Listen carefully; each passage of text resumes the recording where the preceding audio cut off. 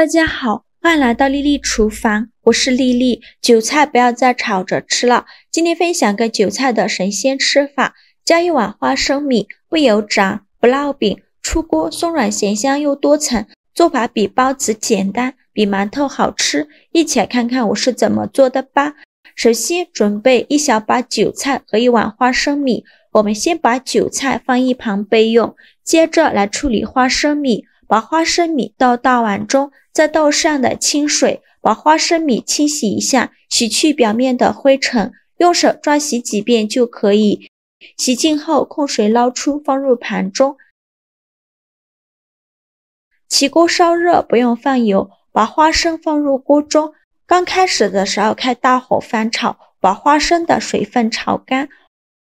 花生的水分炒干以后，转中小火慢慢翻炒。炒的过程中要不停地翻动，防止炒糊了。翻炒至花生微微变色，并且能听到噼里啪啦的声音，说明就已经炒熟了。再把它盛出来，放入盘中，放凉备用。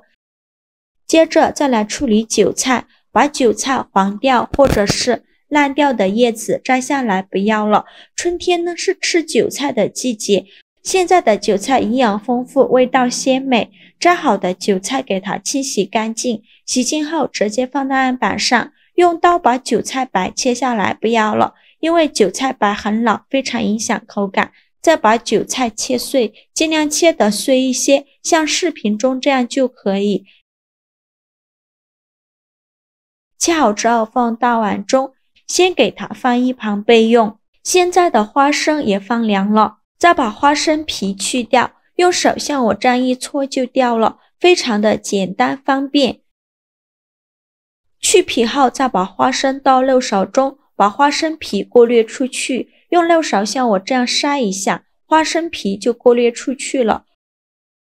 过滤好的花生米把它放绞肉机中，盖上盖子，给它搅打成花生碎，尽量多搅一会儿，搅得越碎越好。搅好后再把它放韭菜的碗中，先放入一半，剩下的一半放一旁备用。接着再往里边加一点点食盐，入一个底味，用筷子搅拌均匀，让花生和韭菜完全混合在一起。搅匀后再打入2个鸡蛋，加入4颗酵母，继续用筷子搅拌均匀，搅拌至酵母溶解。搅匀后再加入400克普通面粉，继续用筷子搅拌均匀，顺着一个方向搅拌，哪里有干面粉就往哪里搅拌。在搅拌的时候，如果觉得太干，可以加一点点清水。最后搅拌成这种大面絮状，再下手揉成光滑的面团。现在的面团很难揉光滑，尽量多揉一会儿。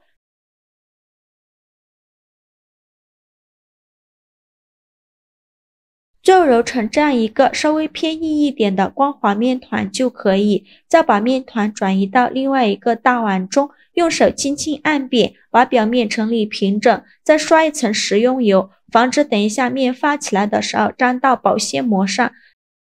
再盖上保鲜膜密封起来，放一旁发酵至原来的2倍大。趁这个时间呢，把剩下的一半花生米放小碗中，再加入20克左右的面粉，加勺食盐，加适量的五香粉，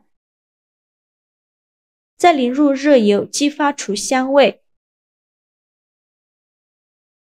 用勺子搅拌均匀，给它调成一个细一点的油酥，像这样就可以了。先给它放一旁备用。现在我们的面团已发酵的差不多了，我们打开保鲜膜看一下体积已经变大了很多，戳个手指下去不回缩，里面呈蜂窝状。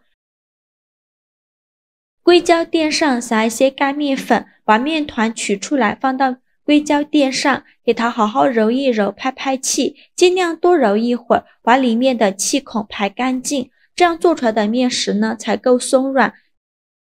气孔排干净后，再把面团揉圆揉光滑，然后再用手轻轻按扁，再取出擀面杖，给它擀薄擀大，给它擀成一个薄一点的长方形面饼，也不用擀得太薄了，厚度约 0.5 厘米左右。